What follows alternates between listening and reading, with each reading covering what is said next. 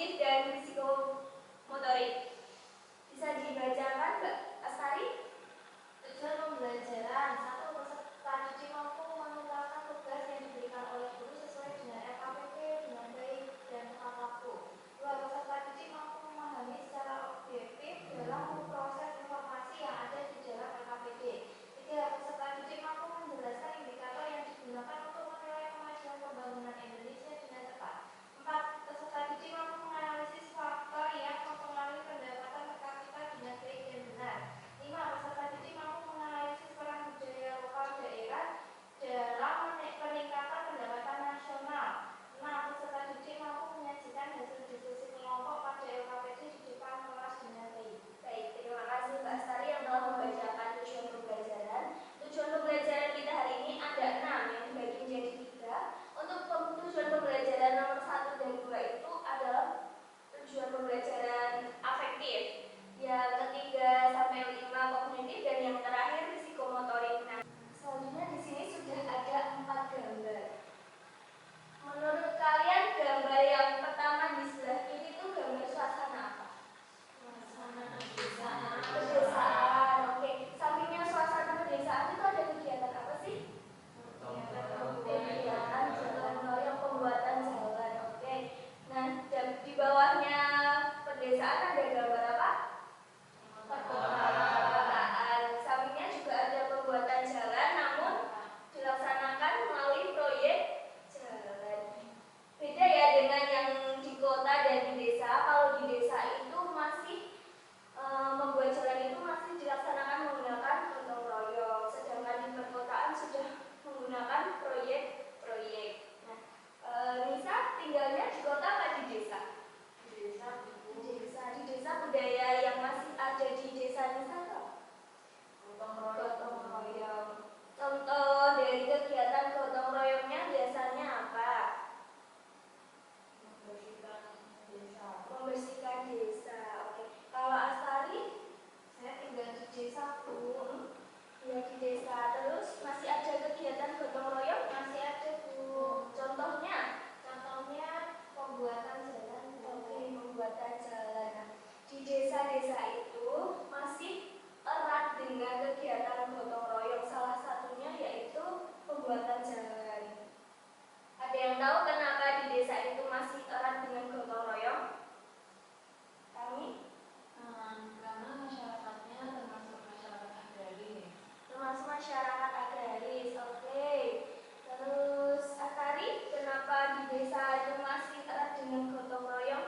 Ya, Bu, karena di desa itu pendapatannya masih rendah. Oke, pendapatannya masih rendah. Baik, apabila dikaitkan ya di masyarakat di desa itu masih pekerjaannya agraris dan pendapatannya rendah. Untuk itu mereka masih melakukan gotong royong yang dimana mereka saling bantu-membantu untuk menyelesaikan pekerjaan. Beda dengan di perkotaan yang dimana-mana sudah ada melalui proyek pembangunan, karena pendapatan di kota sendiri itu cenderung lebih tinggi dibandingkan dengan di pedesaan.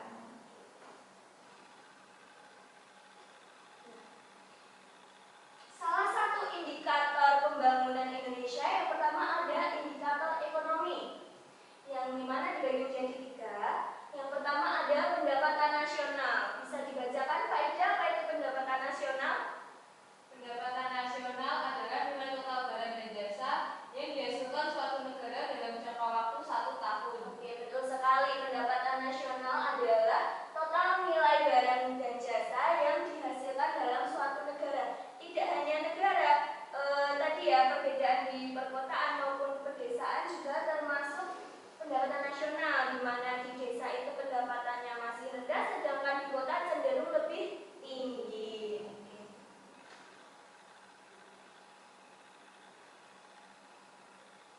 Kemudian di sini juga sudah ada 4 gambar. Itu gambar yang pertama ada gambar sedang apa itu? Sedang menggali. Terus selanjutnya ada gambar apa? Pembuatan taman. Di tempat kalian apakah ada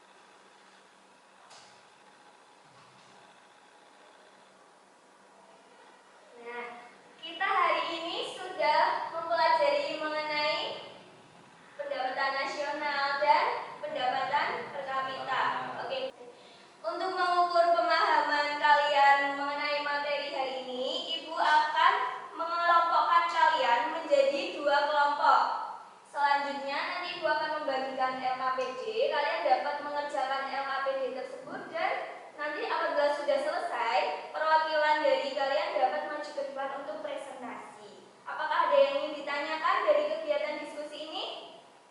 Oke, tidak. Untuk pembagian kelompoknya, Ibu bagi ya. Untuk Faizal, Anissa dan Astari dapat menjadi satu kelompok. Kemudian kami dan Faida dapat jadi satu kelompok.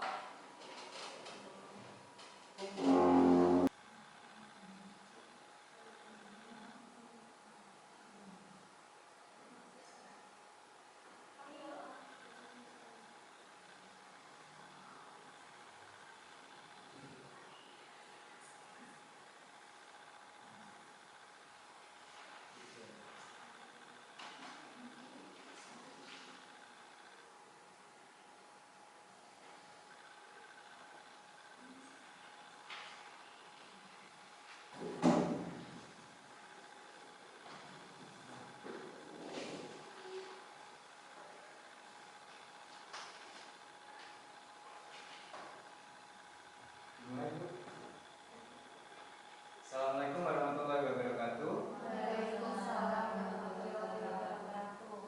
Di sini kami dari kelompok 1 akan mempresentasikan hasil diskusi dari kelompok kami. Berikut ini adalah 3 contoh bagaimana potensi budaya lokal di daerah Yogyakarta itu dapat berkontribusi terhadap peningkatan pendapatan nasional melalui sektor pariwisata dan produk kreatif. Yaitu yang pertama itu adalah pariwisata budaya dan cagar budaya. Nah, ini banyaknya cagar budaya seperti candi, Prambanan, dan keraton. Tempat-tempat ini menarik wisatawan domestik sehingga